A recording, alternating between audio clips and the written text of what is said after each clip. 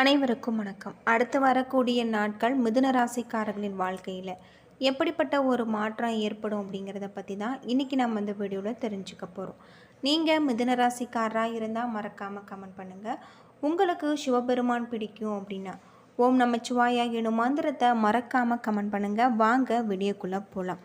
மிதுன ராசியில் மிருகசிரிசம் 3-4 பாதம், திருவாதிரை புனர்பூசம் 1-2-3 பாதங்கள் நட்சத்திரங்களாக இருக்குது.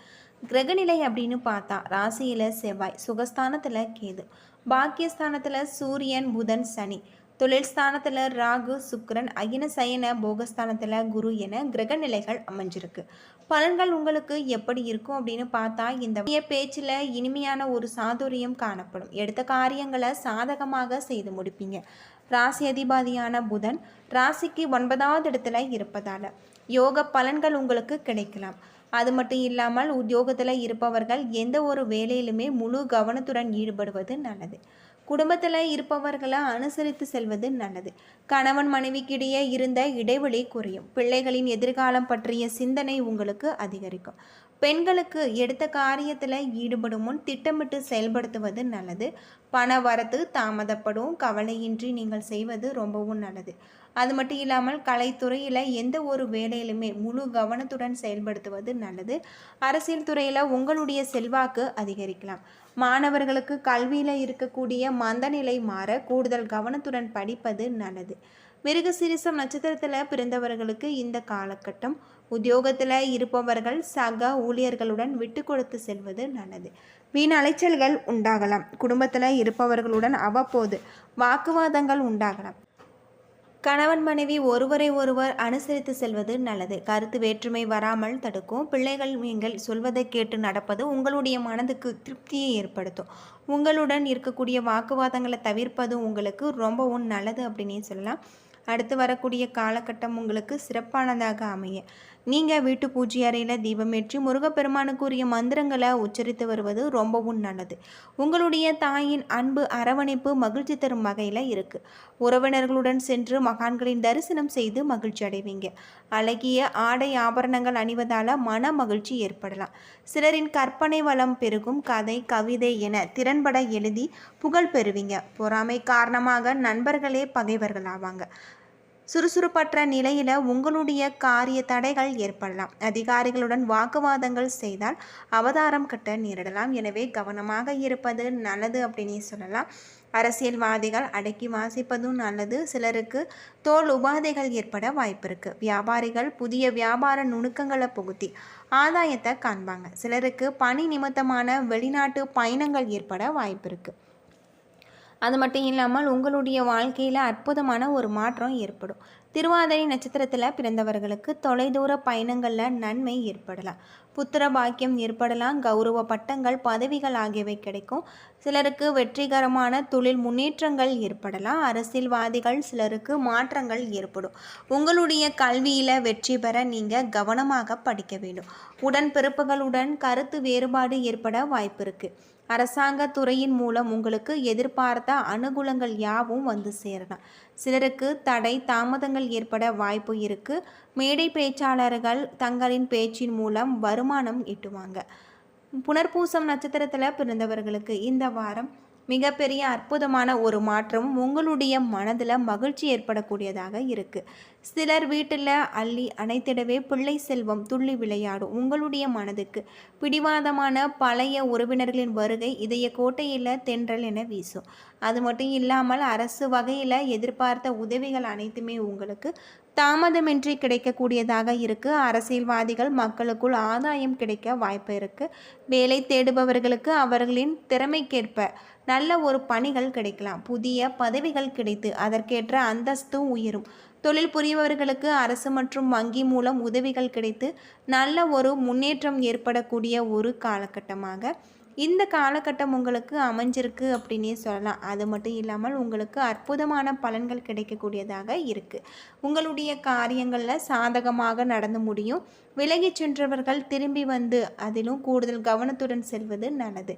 திடீர் மன தடுமாற்றம் உண்டாகலாம். பணவரத்து திருப்தி தருவதாக இருக்குது.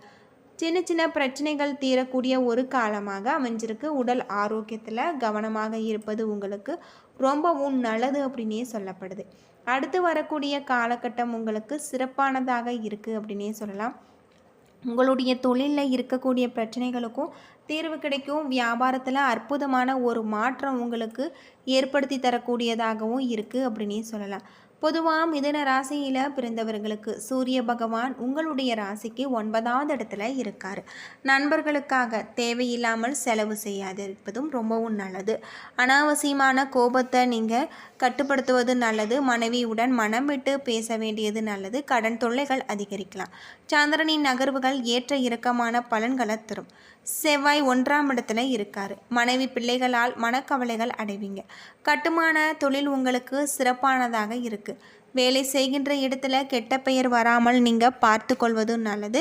குரு பகவான் 12ஆம் இடத்துல இருக்காரு. எதிர்பார்த்த உங்களுக்கு முன்னேற்றமும் பண வரவும் ஏற்படலாம். வேலையிடத்தில் கவனமாக இருக்க வேண்டும். உத்தியோகத்தில் இடமாறுதல்கள் உண்டாகலாம். சுக்கிரன் 10ஆம் இடத்துல இருக்காரு. திருமண நிகழ்ச்சிகள் இடையூறுகள் இல்லாமல் நடைபெறலாம். சனி பகவான் 9வது இடத்துல இருக்காரு. புதிய முதலீடுகள் செய்ய வேண்டாம். கொடுக்கல் வாங்கல் விஷயத்தில் எச்சரிக்கையாக இருக்க வேண்டியது நல்லது. மனைவி மக்களின் ஆதரவு உங்களுடைய மனதிற்கு நிம்மதி தருவதாக இருக்கு. ராகு 10ஆம் இடத்துல இருக்காரு. நினைத்த காரியங்களை நிறைவேற்றி வைப்பாங்க. வாழ்க்கையில் ஒரு மாற்றத்தை நீங்கள் சந்திப்பீங்க. கேது 4ஆம் இடத்துல இருக்காரு. பெரிய மனிதர்களுடைய சந்திப்பு உங்களுக்கு உற்சாகத்தை பெற்றுத்தரக்கூடிய ஒரு காலகட்டமாக இந்த காலகட்டம் உங்களுக்கு அமைஞ்சிருக்கு. உங்களுடைய கருத்துக்களை சிறப்பாக வெளிப்படுத்தும் திறமை, பேச்சுக்கலையில் உங்களுக்கு வல்லமையும் பெற்ற உங்களுக்கு இந்த வாரம் எதிர்பார்த்த பொருளாதார வரவு உண்டு. பெண்மணிகள் எதிர்பாரா குடும்ப செலவுகள் உங்களுக்கு உரிய பாணியில் சமாளித்து விடுவீங்க. தொழிலில் உங்களுக்கு வியாபாரிகளுக்கு மிகப்பெரிய ஒரு மாற்றமும் தொழிலில் வெற்றி கிடைக்கக்கூடியதாகவும் இருக்குது. உத்தியோகத்திலும் பணியிடத்திலும் அற்புதமான ஒரு மாற்றம் உங்களுக்கு கிடைக்கக்கூடியதாக இருக்குது. பள்ளி கல்லூரி மாணவர்கள் நீண்ட நாட்களாக எதிர்பார்த்த நல்ல ஒரு விஷயங்கள் நடக்கக்கூடியதாக இருக்குது. வயிறு கோளாறு ஏற்பட வாய்ப்பு இருக்குது. கவனமாக இருப்பது நல்லது. மகாவிஷ்ணுவின் திருக்கோவிலுக்கு தேவையான வாசனை மலர்கள் திரவியங்களை வாங்கி தருவது நல்லது அப்படின்னு சொல்லலாம். அடுத்து வரக்கூடிய காலகட்டம் அனைத்துமே உங்களுக்கு சிறப்பானதாகவும் நல்ல பலன்களும் தரக்கூடிய ஒரு காலகட்டமாக அமைஞ்சிருக்கு. நீங்கள் வீட்டு பூஜை அறையில் தீபமேற்றி மனதார முருகப்பெருமான வழிபட்டு வருவதும் நல்லது. அது மட்டும் இல்லாமல் குடும்பத்தை இருப்பவர்களை அனுசரித்து செல்வதும் நல்லது. கணவன் மனைவிக்கிடையே இருந்த இடைவெளிகள் குறையக்கூடியதாக இருக்குது. பிள்ளைகளுடைய எதிர்காலத்தில் உங்களுக்கு சிந்தனை ஏற்படக்கூடியதாகவும் இருக்குது. காரியத்தில் வெற்றி கிடைக்கக்கூடிய ஒரு காலமாக அமைஞ்சிருக்கு. கலைத்துறையில் எந்த வேலையிலும் நீங்கள் முழு கவனத்துடன் செய்வது நல்லது. அரசியல் துறையில் உங்களுடைய செல்வாக்கு அதிகரிக்கலாம். மாணவர்களுக்கு கல்வியில் இருக்கக்கூடிய மந்த நிலை மாற கூடுதல் கவனத்துடன் படிப்பதும் நல்லது அப்படின்னு சொல்லப்படுது. இனி வரக்கூடிய காலகட்டம் அனைத்துமே உங்களுக்கு சிறப்பான நல்ல பலன்கள் தரக்கூடிய ஒரு காலகட்டமாக அமைய நீங்கள் முருகப்பெருமானுக்குரிய மந்திரங்களை மனதார உச்சரித்து வருவது நல்லது அப்படின்னே சொல்லலாம். அது மட்டும் இல்லாமல் பெருமாள் வழிபாடு உங்களுக்கு அற்புதமான பலன்களை தரக்கூடியதாக சொல்லப்பட்டிருக்கு. என்ன நண்பர்களே, இந்த வீடியோ உங்களுக்கு பயனுள்ள தகவலை தந்திருக்கும்னு நினைக்கிறேன். வீடியோ பிடிச்சிருந்தா லைக் பண்ணுங்கள், ஷேர் பண்ணுங்கள், கமெண்ட் பண்ணுங்கள். இதுபோல் தகவலை தெரிஞ்சிக்க நம்ம சேனலை மறக்காமல் சப்ஸ்கிரைப் பண்ணிவிடுங்க.